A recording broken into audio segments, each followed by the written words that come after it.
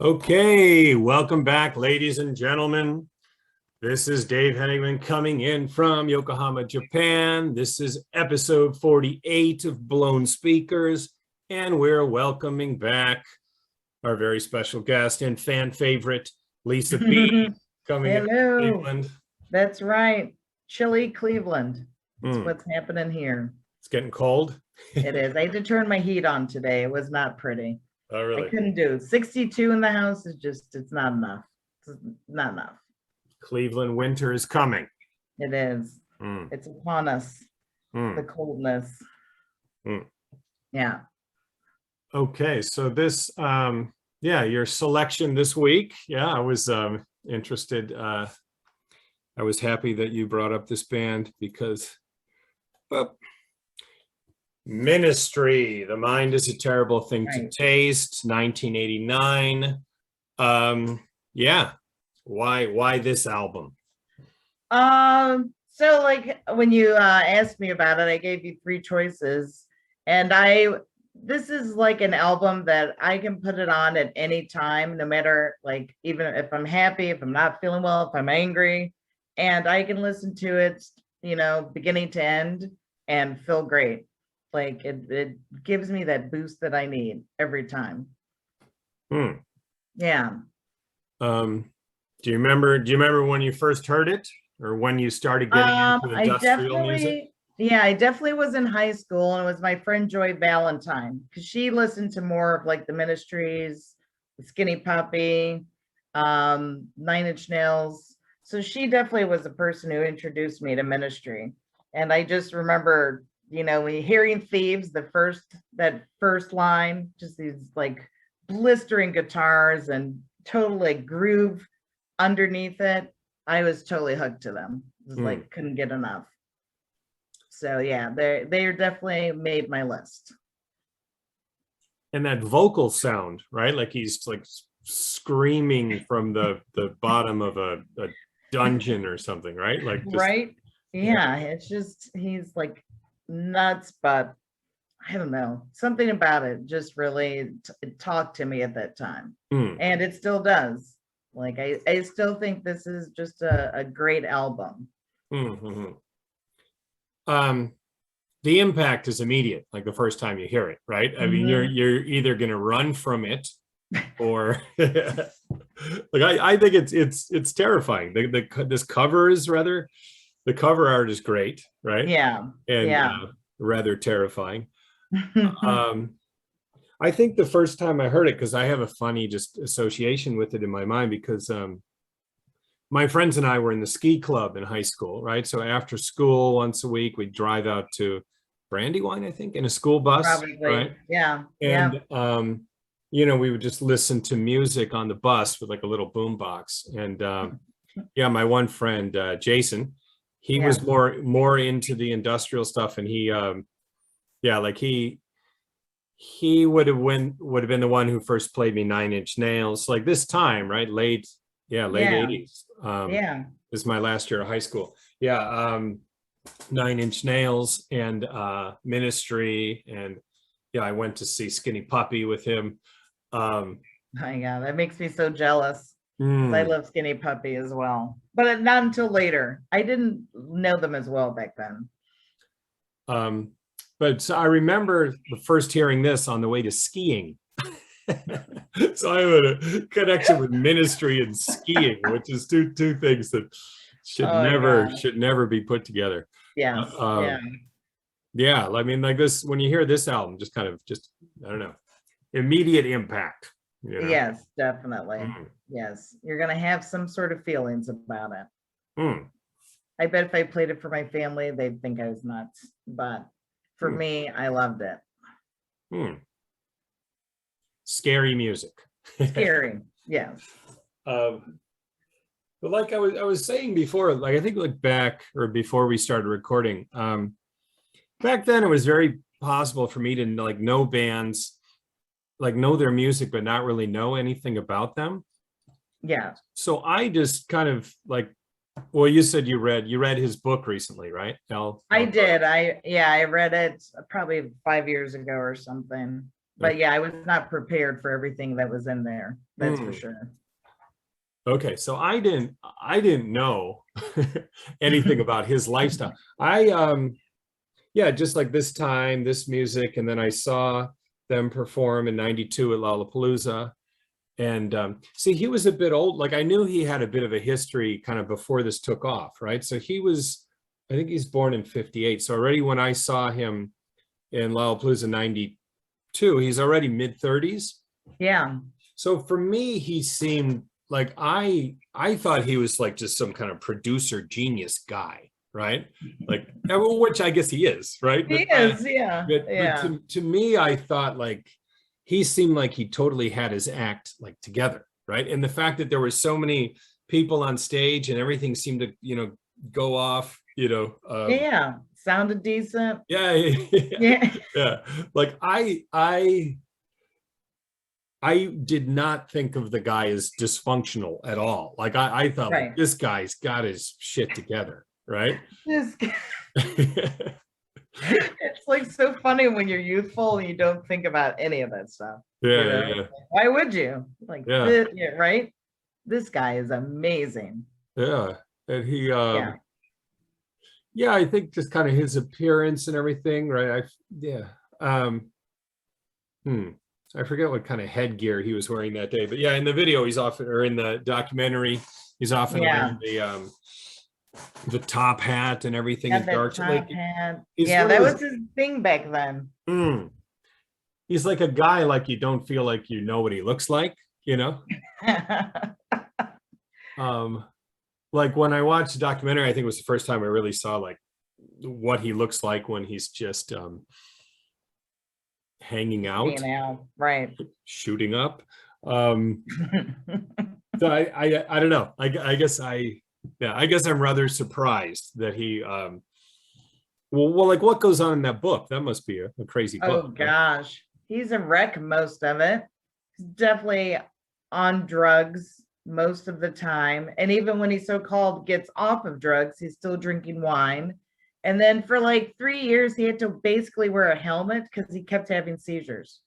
Like Oh, friggin' crazy. But meanwhile, he's still making music. Like has never really stopped making music.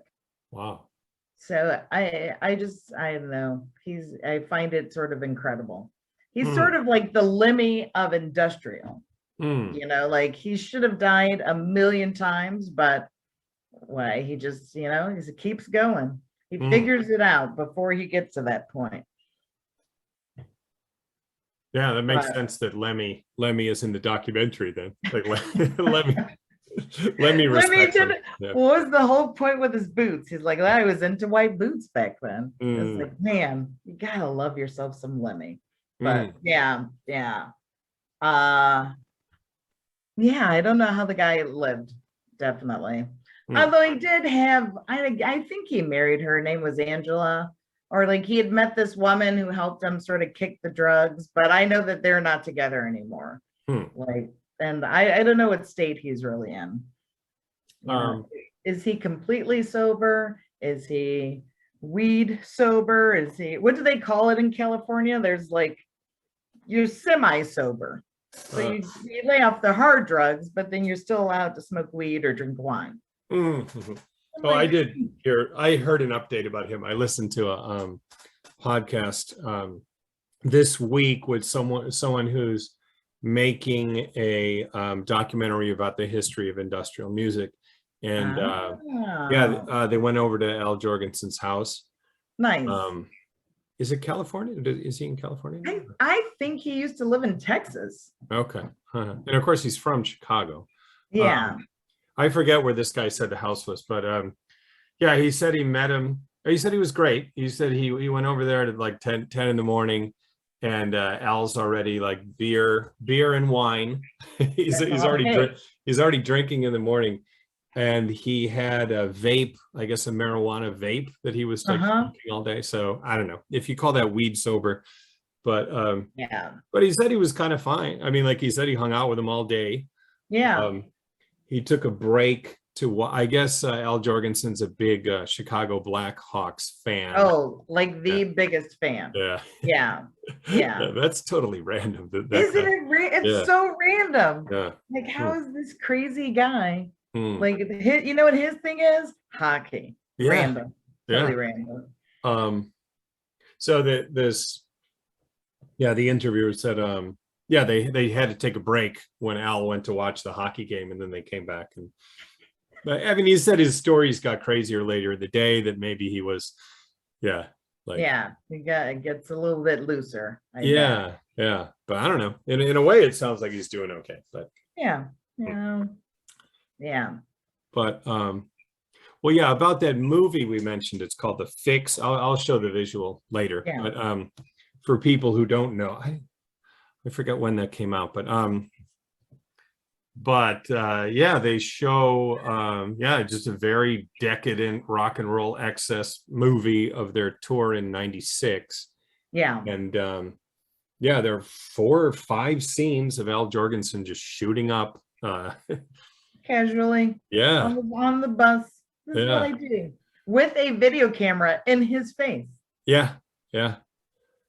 And and one of the last scenes, like before it goes to the bone, is just kind of Jorgensen looking right in the camera, like clearly out of his mind, and just, like in a cold sweat, just babbling scary nonsense. So that was quite a movie. I didn't know things were that crazy in the Ministry camp.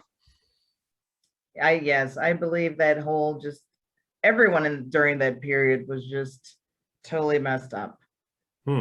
Yeah. Because Trent's talking about it, and Dave Navarro is, and like they're all going through the same thing, but on their own. But everyone pulled through, right? From the industrial people. There's not like any they seem to have weathered the storm, I believe. Yeah. Huh. I don't know. Must be the music. Music pulled them out of it. Okay, well, here is the front cover, right? The mind is a terrible thing to taste. Here's the back cover. Yeah. I like the kind of artwork that you could like see from the distance and know what it is. If you see someone, with this t-shirt, I have a visual of this t-shirt. Even if you're standing, far away from them, you can see it from a distance. Oh, that's a Ministry t-shirt. Like I like when album covers are that in your face kind of. Right. They're memorable when you see them. Okay, so our 2 guys it's really, Al Jorgensen is the mastermind, right? Yeah. So and like back then, that was the only name I knew, right? I was just like basically in my mind, like Ministry was Al Jorgensen. I didn't know who any of the other people involved were back then. And this is Paul Barker, right? Yep, that's him. Okay. So on this album, the Ministry is credited as these 2 with kind of a wall of guests and whatnot, like this. Yeah. So here you got. So sometimes he's listed as Alien, right? So right. On this album, he's Alien Jorgensen, Paul Barker.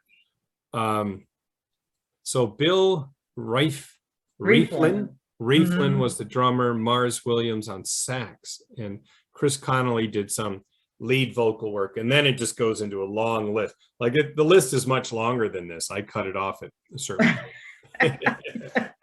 You're like, it's got to fit on one page. Yeah. Well, once people are just listed as engineer, if you have like 8 people listed as engineer, I'm like, what are these guys doing? But this give you some idea. But like what you were saying, Lisa, is that like this kind of typical for industrial. They all were involved in each other's projects, right? Yes. Yeah. It was definitely like, it's not like they were all competing was more of like a group effort with all of them. Like I think they all, you know, they all respected each other.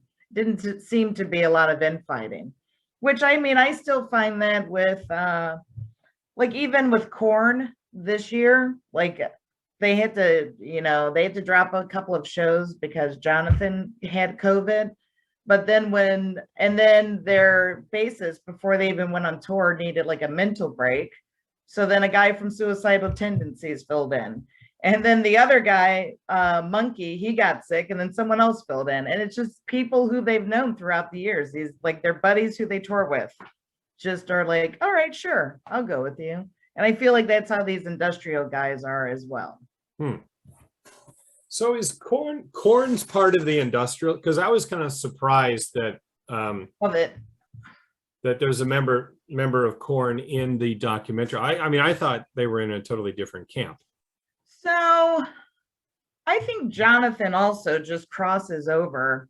Like he likes a little bit of everything as well. So I'm like trying to think if they must have toured together at some point. Like they must have opened for them at some point, I'm going to assume. But I mean, they're credited with being like new metal or whatnot, where it's a little bit more rappy metal. But I don't know, I think Korn are their own thing because no one's sounded like them since or before. But which is sort of like the same thing with, L. Jorgensen is definitely the father of industrial music. Like it wasn't around before he started putting stuff together in this way for this genre of music. So because of that, like Chicago is really the center of industrial music, right? Yeah, it's Wax Trax to be specific. Like that was the major industrial record company at the time. And so if you're goth, industrial, whatever, that like your place, your home base was Wax Trax. Like even Tammy from Faster Pussycat, when he decided to sort of do the goth thing, he knew these guys. So he's in the middle of all these guys as well. Yeah. He was in Pigface, right? He was in Pigface, and then the goth band is called Newly Deads, but they were on Wax Trax. So, yeah. Wait, in Wax Trax, I mean, Al Jorgensen, did he run Wax Trax or no? No, not at all. Okay. It was it must have been just a studio where they were all recorded at. Okay. Wax Trax Studio. So it wasn't I don't think it was like they weren't a label. I think they were just the studio. But that's where a lot of these industrial bands recorded, was at Wax Trax. So did you ever listen to that industrial version of Smash Alley? Oh my God, no. Yeah, I'm gonna have to take a listen. Yeah, you gotta check it out. It's interesting. Let's see, but they were on a huge label, right? Arista and Sire. So yeah, and it was interesting in that documentary too, how so in the documentary it was Warner Brothers, right? But I don't know, are they all connected? I don't get it. So Sire might be one of those like side labels where like they're their own label, but then they release stuff through Warner Brothers. Like the way that they get printed is out of Warner Brothers. That would be my best guess.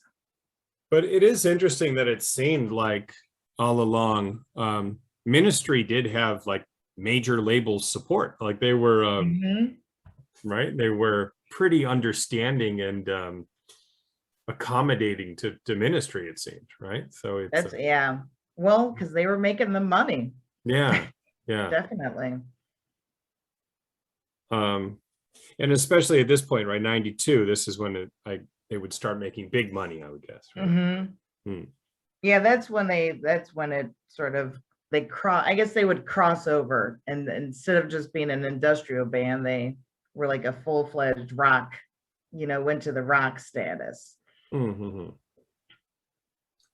But yeah, what I remember of their show in 92 though was pretty industrial. Well, I mean, like it was Oh, yeah. yeah. uh, let's see. Okay, well, what about tracks? Tracks on the album? Yes. Thieves Even- is definitely, I think that's probably one of my favorite songs by them. Which one? Thieves is. Hmm. And then I also love Breathe. Breathe. Mhm. Yeah. Well, even mean, like- songwriting is like a group, right? Group Mhm. effort. Because for a minute I thought, probably because I didn't see them live during this time, that maybe they were using a drum machine when they were recording. But definitely the guy is playing, like he's playing live. You know what I mean? Like there is a guy actually drumming, and it's not the electric drums. He has an actual drum set. Mhm. Yeah. So I thought that was cool. Shall we play a track just to give our Sure. viewers a taste? Yes, Yeah. let's do it. What do you think? Ooh, let's thieves them, man. That's the one that's either gonna grab you or make you run, as you've said. Mhm. All right. Let's do it. All right. Okay, so we're gonna play a bit of the opening track of the album, Thieves. Yeah, what are your thoughts on this opening? Oh, well, I mean, I just love this. I love the blistering guitars. I like, if I'm ever pissed off at anyone, you got to put the Thieves on and just crank it up and just get all your aggression out. Hmm. But I just find it interesting, the stuff that he's talking about, sort of like big companies and just, how they're like ruining everyone's lives. Like we're still dealing with this stuff. Like almost nothing has changed. Hmm. Yeah, I still find it just as relevant today as it was back then. Yeah, the guitars, the lyrics, the vocals, right? Or Mhm. something like, yeah, I like that. Yeah.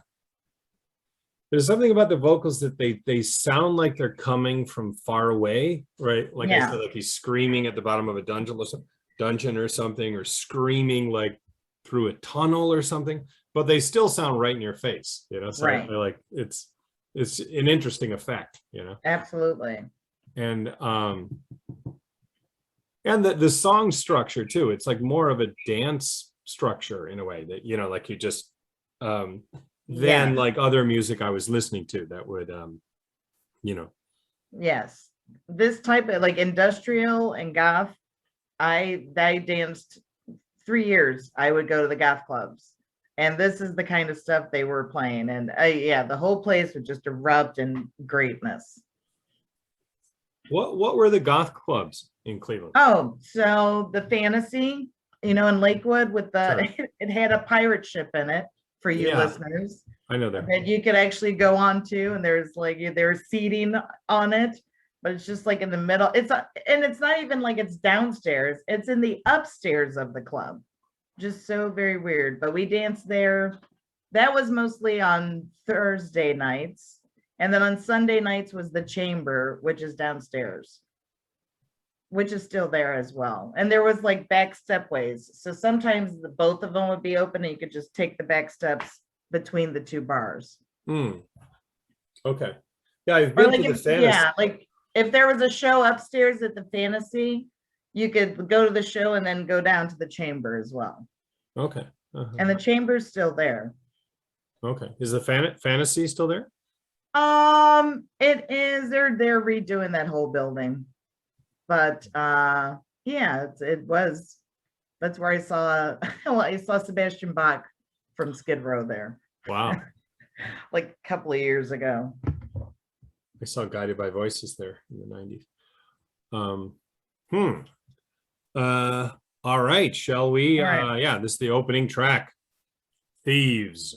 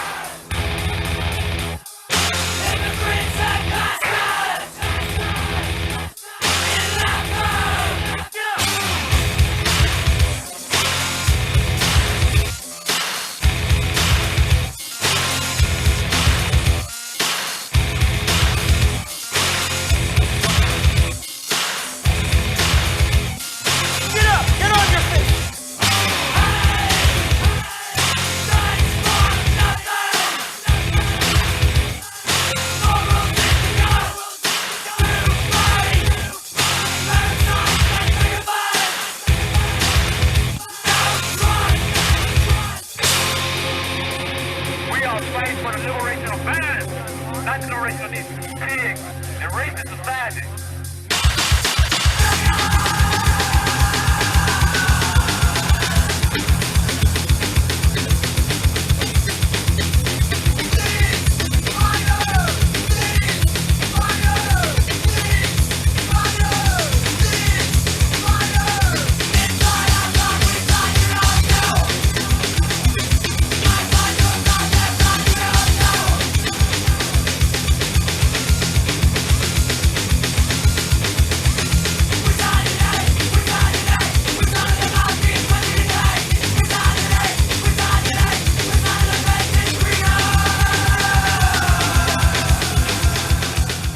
Mm.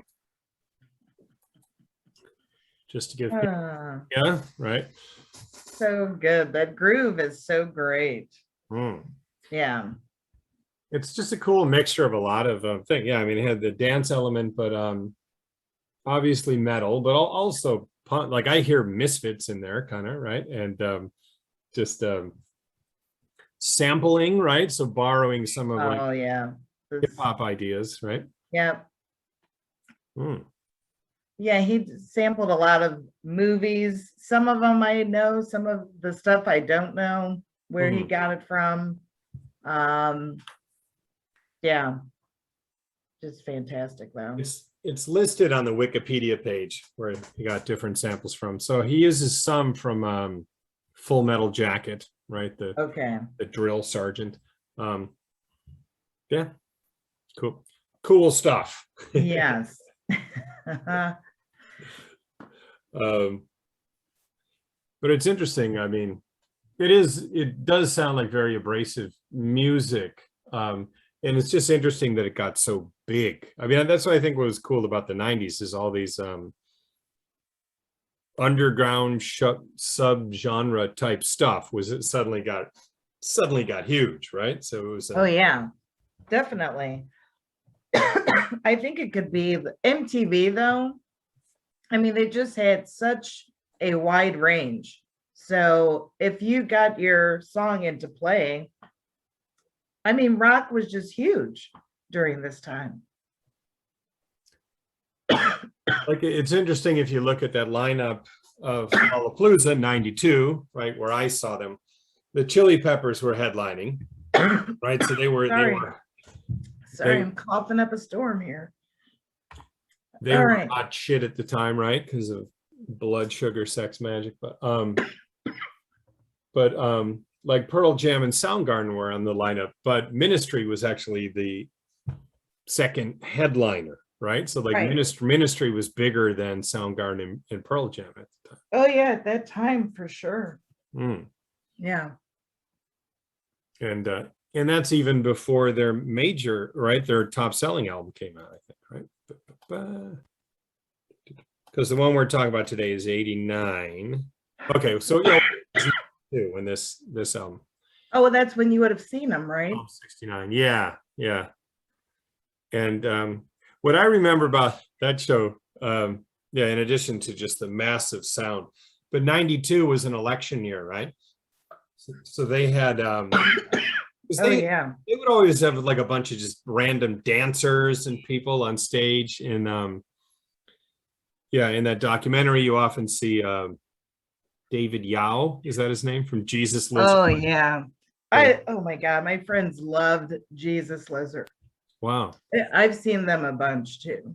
Yeah, Yeah. I have to I feel like I need to know more about them, because they're always they just come up at every turn. Yeah, And- their trip, definitely. And I think I even saw them back in the day, but yeah, unfortunately, I don't Yeah. no memories have remained of that one. But Hey, that's all right. oh, but so at the Lollapalooza performance, and I found this on YouTube too. They have footage from Chicago of that Lollapalooza, but they had two like dancers or performance artists or whoever on stage, and Mhm. one had like a giant George Bush head, and the other had Oh, a for giant sure. Yep. a giant Bill Clinton head, and they just ran around the stage. Yeah, maybe during Thieves and Liars. Yeah. I can see that. Hmm, Al definitely has a lot to say about the politicians he doesn't like. hmm, hmm, hmm, hmm. Yeah. So, does that book go into, mhm, the book you read? Maybe Yeah. when we have a chance, I'll show the cover of the book. Does it go into like his childhood and stuff like that, or is it more just about the scene? I think it's more about once he starts doing music. I don't really remember him talking much about his childhood because Hmm. I know he's got a Cuban background, like Hmm. he's part Cuban. But that one story that David Yao had about him and Gibby, I was like, is that real or is it fake? yeah, I don't know. I feel like that's a made up story, but okay. But yeah. but they said that they met Al, like a young Al, just hanging out at the Greyhound station in Toledo, Ohio. And I'm like, I- wait a what minute. I is was so going on? I tried to look in any of their past to Yeah, see if why would they be in Toledo, you know? But I think it's just pulling everyone's chain. That's how David Yao is. hmm, hmm, hmm, He's just a tall tailor, I believe. hmm, hmm, hmm. Yeah, I know. Definitely that none of that was in his book. Okay. But it's the first scene of that documentary. So Right. the documentary did feel like it was meant to be rather shocking. Okay, let's just to give people an idea. Da, da, da. And you can watch this. Yeah, here it's called Fix. Yeah. Fix. Are you sure Al wants this out? Says Trent Reznor. Yeah, Trent Reznor's heavily featured in it. Yep. So is Lemmy. Maynard. Yeah, yeah, yeah. So he's from Ohio too, huh? Yeah, he's from Canton. I've never seen him look so normal as he did in that documentary. Hmm. Wow. So that means Marilyn Manson and James, what's his name? James James Maynard. Maynard. Oh, I thought he had. Oh, does he have another name? Oh, is it? Let me look. I'll look real But quick. the guy from Tool, right? The guy from Tool, that He's guy. from Ravenna. Was it Ravenna's like the Canton area? I guess. Yeah, that's all south. Wow. So that Yeah. means, I mean, Marilyn Manson, who I guess we call the disgraced Marilyn Manson. Now, Marilyn Manson and James Oh, Maynard. Maynard James Keenan. That's it. That's it. Maynard James Keenan, Yeah. right, are from the same area. And then you have Mhm. Trent Reznor, right, coming out of Cleveland, even though Yeah. he But I grew think up his elsewhere. start was also in Canton, like the exotic birds. That's more still that like Akron Canton area as Really? well. Wow. Mhm. That's so random, isn't it? It is. It is. I mean, Canton is just, it's the Football Hall of Fame. I mean, why it's weird that this kind of music would be coming out of there. Right. And Macy Gray was also from Canton. That's insane. It's just She a went to bunch of great weirdos out of that area. Hmm. So yeah, interesting. Yeah, it's an interesting movie. It probably made me, like it's given me more questions than answers. I would probably say it's That's so true. yeah. Like the whole thing with the Melvins, like the Melvins are supposed to be opening, but he didn't seem to have anything nice to say about Elle. Hmm. Mhm. Like, I don't know. I Hmm. don't know if they're just playing it up for this movie or what. Because it just kind of throws you in the middle of it, right? Like usually there's some kind of voiceover that'll like give you context or something like, on their 896 tour and blah, blah, blah. There'll be like someone Right. like talking you into what's going on. But No. this movie kind of just throws you're backstage with them. And yeah, so a lot of shooting up, a lot of just decadence. It seems like Al just exposing himself at every turn without any provocation. He's drops He's- trowel. Oh yeah, yes. Yeah, and again, that's funny from how I thought about him back in the day. He seemed like back then he seemed kind of authoritative to me, like, like the kind of like genius, mastermind. But no, he was a No, loose hot cannon. mess, hot mess for sure. And there's scenes where he wears a bulletproof vest on stage because he's convinced someone's going to shoot him, I guess, but it doesn't really explain whether or not it's just a paranoid delusion or if, so I don't know. What did you make of that? It was hard to tell. I mean, it's hard to tell when the people are in certain states. And I don't know, he didn't have people really telling him no. Like they were right in there with him. Like, okay, we got to just work with them. That seemed to be the whole motto, is like, no matter how horrible of a person he is, we're going to still work with him. We'll make it work.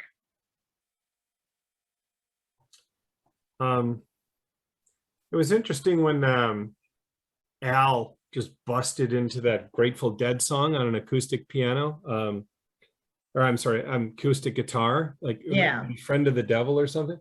But it sounded great. Like he could actually play and sing. Like, yeah, that was kind of interesting. Like, wow, this is with a guy like this, you're not really sure. Like, does he have musical talent, or is he just like a super creative guy that knows how to put stuff together? Okay, like someone like Brian Eno, right? Like, Right. I mean, at least at the beginning of his career, he said, like, I'm not a musician. Like, I think he was more just kind of a concept guy that put things together, right? Right. And I think I kind of felt that way about Al Jorgensen, right? So it was interesting to just see him kind of effortlessly and like beautifully like play a Grateful Dead song and sing it like perfect. I'm like, well, I didn't know he could do that. You're like, what? He's got that talent too, on top of everything else. Yeah. Yeah. No, I think a lot of it was just sort of like, I remember him talking in the book how he was like splicing things together. Like there's, I don't know if it must be tape, like let's say they recorded stuff and he's literally splicing it and then like taping it back together to make it sound the way that he wanted it to sound, like in his head. Like, who does that? Who's got the time for that stuff? Can you imagine kids today? They would go insane if they had to do that. Yeah. But I don't know. I don't know if it was the drugs or what, but he had all the patience. He just would do it. And then he comes up with these crazy sounding songs, but they're so great. When we were in Chicago, like late 90s, was there still like this kind of scene going on? Yep.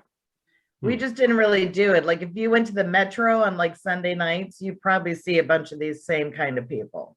Like that's where I know a huge part of like the whole goth and S&M, that whole thing was the Metro would be the place you would go to.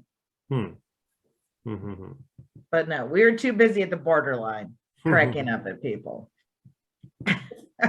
I think I did go to some industrial club once or twice. Yeah. So I remember, that song by the Misfits, Eagles. It's called "Where Eagles Dare." That's Iron Maiden.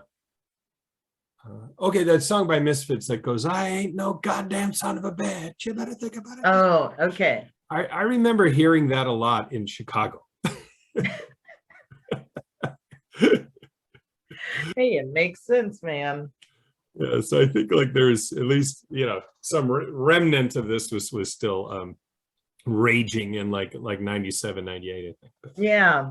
No, I don't know if I just read it. Maybe I think I was reading an article with that Al had given, to someone, because they just released a new album like 2 weeks ago. Wow. But he was saying that like this album is like his least favorite because he was so messed up. but that he wanted to get the sound of like he loved the sound of like Anthrax and those thrash guys, and Mhm, was trying to meld it with like what he's doing as well to mhm. get this kind of sound also. Because they started out as like sort of like a fake English speaking, English sounding like synth band. Like when you look at like With Sympathy and Twitch are both very poppy, like no industrial whatsoever, no guitars even really. It's mostly like synthesizers. Hmm. Okay. And then I Yeah. think, so it's at this point, at 88, where he starts to get heavier. Yes. Yeah. Yeah. That's where he's sort of switching over. But then I think The Mind is a Terrible Thing is when it just all really like came crashing in. Hmm. Yeah. Good timing. Like it worked, Yep. it worked Yeah. out for them. It did. So I guess he used to date Amy Mann at some point, like I guess around this time. Did you ever hear that? No. It's so random. And he claims that the song Voices Carry is about him. I've never heard that. Yeah, well, yeah, I heard it was mentioned on this podcast I listened to, and yeah, there is something about it online. So yeah, he's sticking with the story. Voices Carry is about him. That's fantastic. I'll never listen to it a different way. That's just so fantastic. But you got to keep in mind, it's him saying that, not hers. As far as No, as far as I know, I think I would run far away from that whole thing. Like, Hmm. no, it's so funny.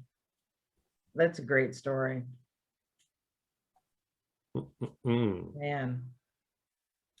So this T-shirt. So I remember in university, my friend Greg, who would later become my brother-in-law when he married my sister, right? But when I met him in 90, yes, 91, I think. But in my mind, in my memory, he's always wearing this T-shirt, this ministry T-shirt from those days. But I think it's funny that I brought it up one time, and my sister's like, "Oh, we still have that T-shirt." And she said, after she gave birth to my niece, right, and she just, my I guess my sister, at that point, the most important thing was just comfort, right? So Yeah. she would often wear this shirt because it was just like a big soft shirt. So she'd like go to get her doctor's checkup In the ministry shirt. in a ministry T-shirt, like a 20-year-old ministry T-shirt, like That's looking like a meth head or something. That's so great. Yeah, so this T-shirt has a long history in my family. Oh, that's the best. Hmm.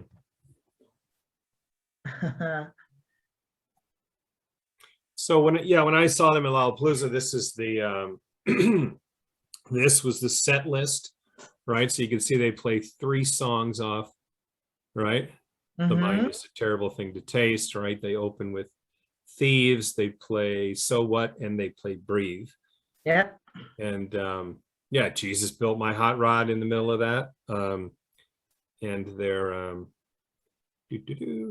3 tracks off, yeah, Psalm 69. Yeah. Yeah. Yeah, it's Jesus and then Psalm 69, then NWO, New World Order.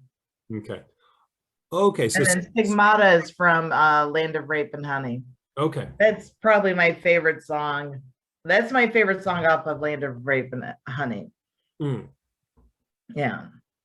Yeah, and that's like a famous song. Like, I mean, like Yeah, within their top 5 most famous songs, I would say. So definitely. but it's kind of just a tight. Well, it was a festival, so they probably didn't have. But I mean, just the fact that they just blast out 7 songs. Yeah.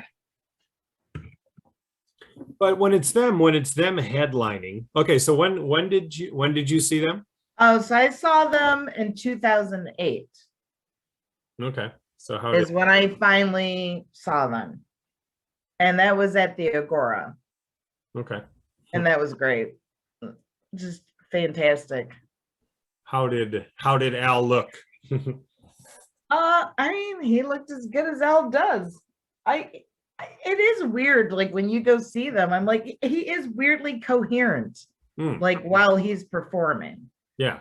Like I don't know. I don't know if he ever was, you know, at one point was just, a complete mess on stage. But the times that I've seen him, he's been pretty with it.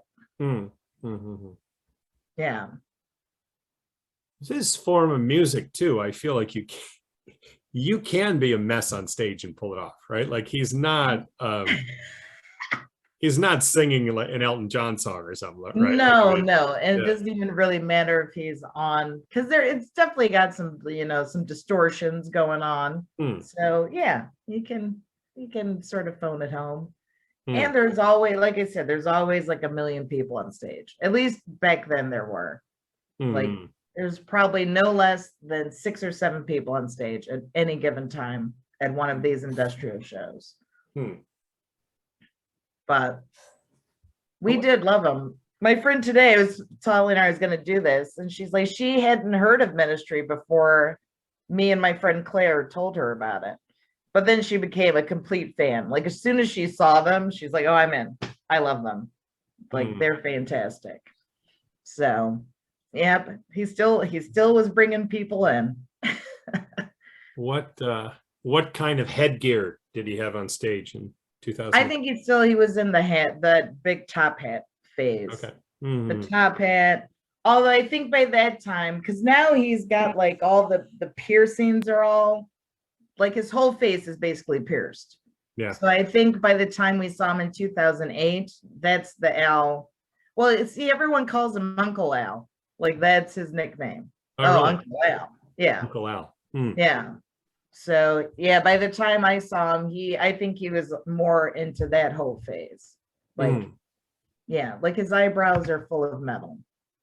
Um, so the story behind that though, his daughter, I forget her name, but somehow his daughter said something to him like he's a pussy because he doesn't have any facial piercings or something like that. Well, like when she was an adult, she was like in her Yeah, 20s yeah. or whatever. Right. And somehow she said, you're a pussy, you don't have any facial piercings. And he Pierced said, his well, whole you're a face. pussy because you don't have any tattoos. So then the daughter went and got a shitload of tattoos and he had to get a shitload of facial piercings.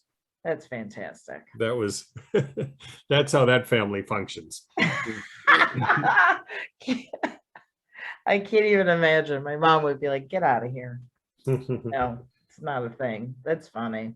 uh, See, but I haven't heard that people call him Uncle Al, but it's interesting that you say that because I think that's in line with what I was like. My image of it, I had this like that he was almost an authority figure to, like kind of Mhm. leading us type person. So for me, it was a bit of a shock to see how just out of control degenerate he was behind the scenes. Right. Well, he definitely has control of the crowd. Like he's a great front man. He knows how to whip people into that kind of frenzy, Mm. and give them a good show. I think this is my favorite of his hats, maybe because Oh my gosh, it's like black goth cabbie. yeah, yeah, yeah. Yeah. So funny.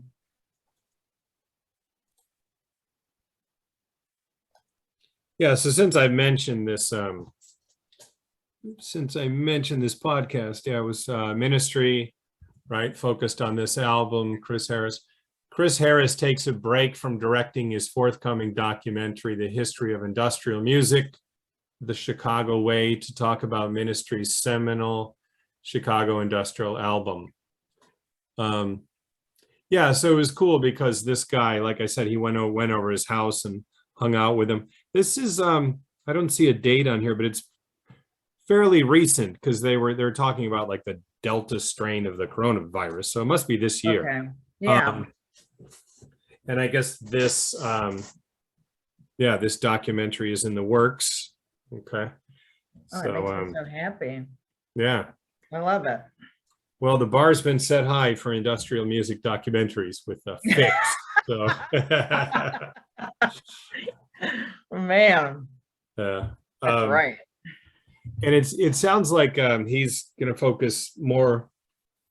Well, because the documentary we watched, it doesn't focus at all like on what went on in the studio. It's totally No. on tour. Right.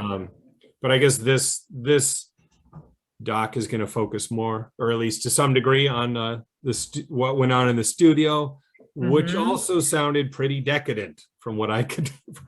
Well, even from the one guy, is like you couldn't go listen to it unless you did a line of heroin and or coke. Yeah. Can you imagine? No. Yeah. And that was like the record exec guy. Like they would make him, like an otherwise clean cut guy. They would make him get all fucked up before they'd play him the new music. Oh gosh, it's crazy. Oh, how about the fact that Timothy Leary was there, right? In a wheelchair, in a and William S. Burroughs, they hung out with Burroughs. Yeah. Yeah. Joe Strummer was hanging around for some reason. I'm like, what's going on? But there's no like context to anything. It's like suddenly just nothing. Yeah. Suddenly just Joe Strummer's there. You're like, how does he fit into the story? And no explanation. Yeah. Like, we'll just leave it to your own mind. Yeah. You'll figure it out. So this I felt this was a worthwhile listen. So this is the book you mentioned, right? Yep, that's it. Yep. And does it shed light on things, or is it just kind of I mean, it sheds, you get a little look into his mind process, but yeah, and then you just wonder how he's still alive. That's what I came away. I was like, this guy must be put here for something else, something bigger, because he's still got more to say. That's for sure. Like, and he's not, he doesn't glamorize it at all. He's not like, hey, look at me, I lived through it. It's just the truth. It's his truth. Yeah, it's worth a read. Be an interesting job as a writer, the guy who helped him kind of rein it in. Yeah. Trying to rein him in. Yeah. So you could find stories of this around, right? No More Crying, the story behind Aimee Mann's heartbreaking song about Al Jourgensen of Ministry. Okay. So Voices Carry, that was one of like the biggest songs of its time. Oh yeah, definitely. So that was super early. Isn't it like 83 or something? I mean, that's a long time. But he was already in the business by then. So yeah. Yeah. So she must have been young then too. So Crazy Kids. And later she'd marry Michael Penn, right? Who I would think is a bit more stable than Al Jourgensen, but possibly, but he is part of the Penn brothers. They seem to be a little bit dysfunctional. Yeah. I mean, Chris Penn didn't make it. No. Okay, so you were saying you think you've seen them 3 times, 2 or 3 times? Yeah. Yeah, I saw him in 2008, and then I think I saw him in 2016 and then 17 as well. And then I missed them in 18, and then they just haven't been back. So they still put on a good show. Yeah, definitely. Now are some of the old guys still around, like Paul Barker and guys? No, it's just Al and a new collection. It's like Al and other people. It's much like Faster Pussycat. I mean, some of these people, they just end up grabbing new bands. Yeah. And how about their latter day albums? So I did listen to their latest album. It's called Moral Hygiene. I enjoyed it. I mean, it's sort of just, it's just typical Ministry. It's good stuff. He definitely has an opinion about the politics going on, like he always does, but I enjoyed it. Um, in the same vein as the old stuff, or like, Gosh, I only listened to like one time, hmm, hmm, but I mean, definitely know it's them. I would say maybe not no, because his sound at some point changed. Probably because not all the same people are in the band, you hmm, know? Yeah. I don't know how much creative license he's giving to the young kids. I think he collaborated with people on this one, hmm, hmm. Well, it's, on the I mean, it's different interesting tracks. when you said you compared him to like an industrial metal Lemmy. Like, yeah, he has become that, right? So He has, he's born for in sure. 58, so he's 60, in his Yeah. 60s. Yeah. Yeah. Hmm, So yeah, it's like, I know these guys just keep ticking, hmm, keep ticking. Lemmy always said he like never touched heroin because he had seen everyone die from heroin. You know, Jimmy, his like this woman who he really loved, she died from it. And he told his son, he goes, don't do the hard drugs, but speed is okay. You can do speed.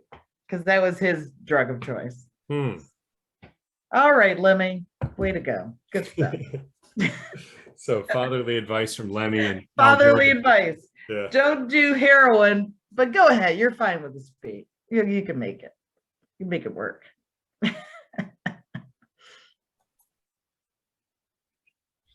Okay. So yeah, well, thanks for joining us today. That's been episode 48. Lisa B, thanks for joining us again. Thanks for having me again. Enjoy it. You know, I love talking about music. It makes me so happy. Absolutely. And okay, so you've decided what track you want to go out with? So we're going to go out with track 2, Burning Inside, which is another just classic Ministry song. Yes. So I hope everyone enjoys it.